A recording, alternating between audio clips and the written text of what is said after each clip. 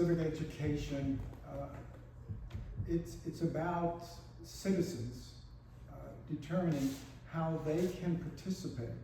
It's the study of how they can participate in their own government or community. So to your point, is it failing? Is it better? Is it worse?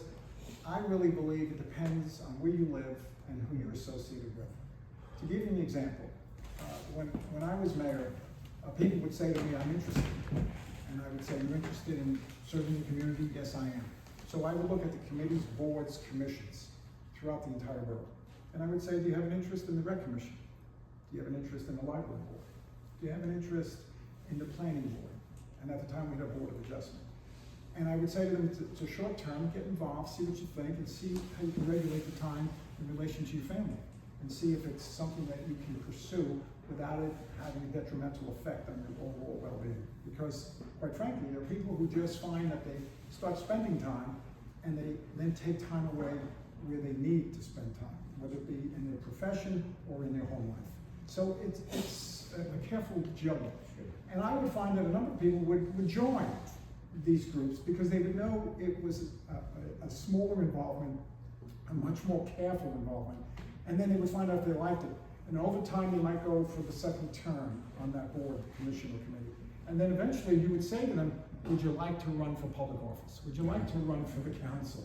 And that would be when you would offer them the branch. And you would ask them if they could run. I will tell all of you, this was what I learned in all my years on the council, mayor, and on the school board. I believe there are three categories of people who run for public office, and you'll enjoy me sharing this with you today. The first category is the individual who is really content, successful in his own personal life and professional life and wants to give back to his community. That person, when they run, you hope that person remains for more than one term. Because that person is logical, reasonable, and fair-minded. And that person will contribute in a positive way, in my opinion, to the quality of life of your borough, your home. The second category is the person who, let's say, is involved for years in the sports boosters. He's liked by everyone. He needs to be liked by everyone. He doesn't want to have any enemies. So one political party will pluck him and run him, and then when he gets elected, he finds out 50% of the people now dislike him because now he's chosen a political party. He hates it. He doesn't want to do it. He lasts one term, and he disappears. The third individual is the individual who says, you know I'm going to listen to you. You know you can trust me. You know I'm going to do what's right. And when that person gets elected, that person becomes arrogant, self-absorbed, and that's the person you hope you can remove after that term. So those are my three categories in public office. I'm happy to say that I was really surrounded by a lot of people who contributed in a positive way, found the time, and were able to make this work. I will suggest this. Today when I talk to young people, there's a poll that just came out. I don't know if you've seen it. I don't recall who put the poll out, and I'm happy I don't, because whatever you mention with the poll came from, someone's going to say that's not a good poll. That's a conspiracy poll. That's this poll. That's that poll. But in the poll, young people from the 20s to the 30s said one of their biggest disappointments, besides the economy right now and housing, is government, not trusting government. And that's because they put on the news, and whether you put on a Republican or Democratic channel, you get the same feedback. They're yelling at each other, they're cursing at each other, they're calling each other names. If my mother was still alive, she would take a barrel of water with her, fill it up with salt, drag it down to Washington, wash all their mouths. That's what because she would say that to me when she was alive. That's what they need. So I find that today, young people see what's going on. They see that there's a lack of respect. When you lack respect and difference of opinion, you no longer can have a civil or a civics lesson that's going to make any sense to the young people. I find that disturbing to me personally because I see it. I see it in even friends of mine. I've had two good friends. One was voting for Biden, one was voting for Trump. They ended up becoming enemies in town.